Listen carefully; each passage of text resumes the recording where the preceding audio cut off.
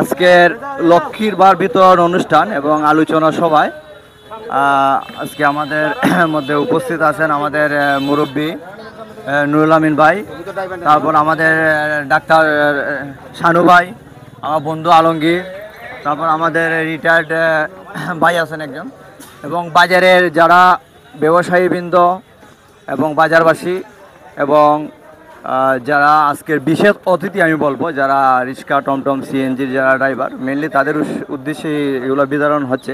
তো আমার যে মূল উদ্দেশ্যটা সেটা হচ্ছে, আপনারা নিশ্চয়ই দেখছেন রাস্তায় আসামপাড়া থেকে শাস্তাগঞ্জ পর্যন্ত অনেকগুলা স্টিলের সাইনবোর্ড, পেস্টুন এগুলো দেওয়া আছে, রাস্তায় সচেতনতামূলক বিভিন্ন।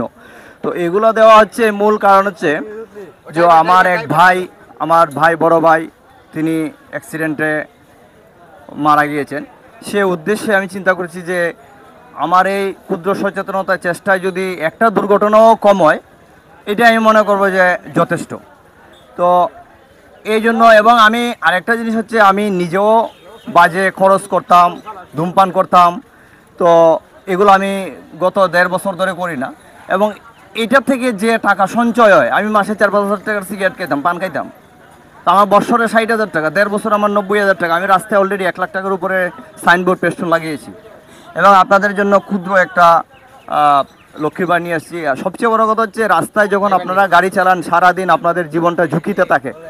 তো সেই জন্য আমি বলবো, আপনাদের নিজেকে যদি আপনারা নিজে ভালোবাসেন, আপনাকে যদি ভালোবাসেন, আপনার পরিবারকে যদি ভালোবাসেন, দিন শেষে যদি মনে করেন আমি সুস্থভাবে বাড়িতে ফিরে যাব, তাহলে আপনারা, আমার অনুরোধ থাকবে, আপনারা সাবধানে গাড়ি চালাবেন। কারণ আপনার গাড়িতে আরও 5 জন প্যাসেঞ্জার, আপনার গাড়ির মালিক 6 জন 7 জন মানুষ আপনার এই গাড়িতে জড়িত, আপনার রিজিক জড়িত। আপনারা দ্রুত গাড়ি চালাবেন না, ওভারটেক করবেন না।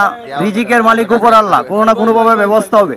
এই জন্য আপনারা সাবধানে গাড়ি চালাবেন, এটা আমার বিনীত অনুরোধ। আমি আপনাদের কাছে চাই, এটা আমার অনুরোধ, যেন আপনারা সবাই সাবধানে চালাবেন। আপনার জন্য চিন্তা করবেন যে আমার জন্য যেন কেউ একটা আঘাত না পায়, একটা গাড়ি নষ্ট না হয়। সবাই যদি আমরা সাবধানে চালাই, আমরা দেখেন ইদানিং প্রায়ই দেখছেন যে শাস্তাগঞ্জে একটা অ্যাক্সিডেন্ট হয়েছে, এই যে হবিগঞ্জ হয়েছে, এই যে চুনারঘাট, আপনার চানবাঙ্গাতে প্রায়ই দুর্ঘটনা ঘটে।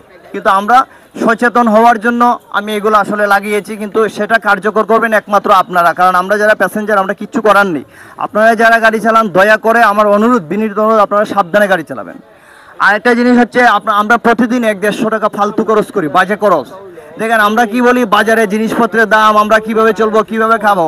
কিন্তু আমরা যদি একটু চিন্তা করি যে আমি যে প্রতিদিন 100 টাকা খরচ করি, মাসে 3,000 টাকা, অনেক টাকা, বছরে 36,000 টাকা, 5 বছরে 1,80,000 টাকা। আপনি একটা সিএনজি মালিক হইতে পারেন, একটা টমটমের মালিক হইতে পারেন, কিন্তু অনেক ড্রাইভার আছেন যারা 10 বছর ধরে গাড়ি চালান, তাও অন্যের গাড়ি চালান। কখনো কি ভেবেছেন? আপনি যদি প্রতিদিন 20 টাকা করেও জমা করেন, মাসে 600 টাকা, বছরে 7,200 টাকা। আমরা মনে করেন এই যে কুরবানি ঈদের সময় আপনারা অনেকে মুসলমান যারা আছেন, কুরবানি শরিক হইতে পারেন। 10,000 টাকা দিলে আপনি 1 বছর যে টাকা জমাইবেন, এই টাকাতে কুরবানিতে শরিক হইতে পারেন, নিজের ফ্যামিলি বউ বাচ্চারে এই টাকা খাওয়াইতে পারেন। আপনি যদি সেটা মাসে চিন্তা করেন যে আমি যদি মাসে 600 টাকা খরচ করি, 600 টাকা আপনি 12 কেজি চাউল পাইবেন। আমরা তো 10 কেজি চাউলের জন্য ইউনিয়ন অফিসে যে লাইন ধরি, কিন্তু কেন? আমি তো আমার টাকাই জমা করে আমি চাল কিনতে পারি। এখন আপনি সেটা মাসে খরচ করবেন না বছরে করবেন না 5 বছর পরে আপনি গাড়ি মালিক হবেন, সেটা আপনার চিন্তা। কিন্তু উদ্দেশ্যটা হচ্ছে আপনারা জমা করেন। আমরা যে বাজে খরচ করি, সেটা যেন কমপক্ষে আমরা 100 টাকা খরচ করলে 50 টাকা খরচ করি, 50 টাকা আমরা জমা করি। কিন্তু জমানোটা আমাদের উদ্দেশ্য হচ্ছে আপনারা জমা করেন, জানেন। কারণ যদি এই দেশে দেখবেন সবাই ভোট অধিকারের রাজনীতি করে, মানে ভোটের অধিকার দেয়, কেউ ভাতের অধিকার দেয় না। আপনার ভাত আপনাকে কিনে খাইতে হবে। করোনার সময় দোকানপাট বন্ধ, মানুষের চাকরি নাই, কেউ না খেয়ে থাকছে, কেউ দিছে? হয়তো আপনি মহাবিপদে বললে 2-4 দিন 2-4 টাকা দিবে, কিন্তু সারাদিন আপনাকে দেখবে না। আপনারটা আপনাকেই খরচ করতে হবে।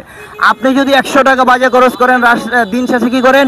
10 টাকা দিয়ে বাচ্চার জন্য একটা চিপস নিয়ে যান। কখনো কি ভাবছেন যে আমি 100 টাকা খরচ করে ফেলছি, আর আমি 10 টাকা দিয়ে বাচ্চার জন্য একটা চিপস নিছি? বউয়ের জন্য তো একটা লেমন চুসও নেন না, হয়তো বা দুধ নেন, বিস্কুট নেন, চা পাতা নেন, সেটা আপনি ফ্যামিলি সহ আপনি খরচ করেন, ওয়াইফ মা বাবা আছে খরচ করেন। কিন্তু আপনি ব্যক্তিগতভাবে 100 টাকা খরচ করলেন, ফ্যামিলিকে কয় টাকা দিলেন? দিন শেষে একটা চিপস নিয়ে গেলেন। এই জন্য রাস্তায় চলাফেরা করলে খরচ করতেই হবে, কিন্তু সেটা আমরা কমিয়ে 100 টাকার জায়গায় 50 টাকা খরচ করি। 50 টাকা জমা করলো মাসে 1,500 টাকা, বছরে 18,000 টাকা, 20,000 টাকা, যেটা আমরা একটা কাজে লাগাইতে পারি। তো এইটাই আমার অনুরোধ থাকবে আপনাদের কাছে যে আপনারা রাস্তায় যখন চলবেন, গাড়ি চালাবেন, আমার বিনীত অনুরোধ থাকবে যেন চেষ্টা করবেন আপনার দ্বারা যেন একজন মানুষের একটা আঙ্গুল, একটা গাড়ির একটা গ্লাসও না ভাঙে আপনার দ্বারা। সবাই যদি আমরা এই চিন্তা করি তাহলে আমাদের আর কোনো দুর্ঘটনা ঘটবে না। আমাদের এমপি মহোদয় কি বলেন, আমরা চুনারুট মাধবপুরকে এমনভাবে তৈরি করবো যেন ব্রাহ্মণবাড়িয়া মৌলভীবাজার থেকে লোকজন এসে আমাদের কাছে বিয়ে দেয়। তো আমাদের রাস্তায় যদি নিরাপদ না থাকে তাহলে কে বিয়ে দিবে? আমরা ঢাকা, সিলেট যে কোনো জায়গা থেকে যাই আর নামি স্বাস্থ্যগঞ্জ পয়েন্টে নামলেই যেন আমরা মনে করি যে আমরা আমার মায়ের কোলে চলে আসছি, আমরা চলে আসছি। আমরা এই নিরাপত্তাটা চাই। আর মানুষের খাদ্য নিরাপত্তাটা সবচেয়ে বড়। আমরা যেন খাবার যেন নিশ্চিত করতে পারি, কেউ আমাকে দিবে না, আমার খাবারে আমাকে নিশ্চিত করতে হবে। তো সেটা যদি আমি দিন শেষে যে বাজে খরচ করি সেই খরচ করে যদি সেটা জমাই, সেটা দিয়ে তো আমি আমার এক মাসে এক সপ্তাহ বাজার করে চালাইতে পারি 3000 টাকা দিয়ে। 10 দিন আমার বাজার খরচ চলে। তা আমরা তো বলি জিনিসপত্রের দাম, কিন্তু সেই দামটা আমাকে কোনো না কোনোভাবে মিনিমাইজ করতে হবে। তো সেটাই কথা আছে। আমার বিনীত অনুরোধ থাকবে আপনারা জমা করবেন, আপনার টাকা দিয়ে আপনি খরচ করবেন, সেটা মাসে খরচ করবেন না বৎসরে করবেন না 5 বছর পরে আপনি গাড়ি মালিক হবেন আপনি খরচ করবেন, সেটা আপনারই একান্ত ব্যক্তিগত। কিন্তু সেই জিনিসটা মাথায় রেখে আমার অনুরোধ থাকবে আপনারা এই ব্যাংকগুলো নেবেন। দেখেন আমি একটা জিনিস লক্ষ্য করেছি, ব্যাংকগুলো ফ্রিতে নেওয়ার জন্য কিন্তু সবাই উড়াউড়ি লাগাইছেন। একটা ব্যাংকের দাম মাত্র 40 টাকা 30 টাকা। 30 টাকাটা বিষয় না। 30 টাকা আপনি তো আজকে যদি জমানোর ইচ্ছা থাকে আজকে 30 টাকাতে একটা ব্যাংক কিনে নেন, আগামীকালকে থেকে আপনি 30 টাকা করে জমা করেন।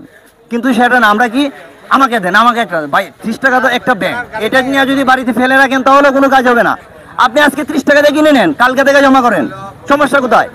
আমরা চেষ্টা করব আরো দেওয়ার, কিন্তু আপনারা জমা করেন, এটা আমার অনুরোধ থাকবে।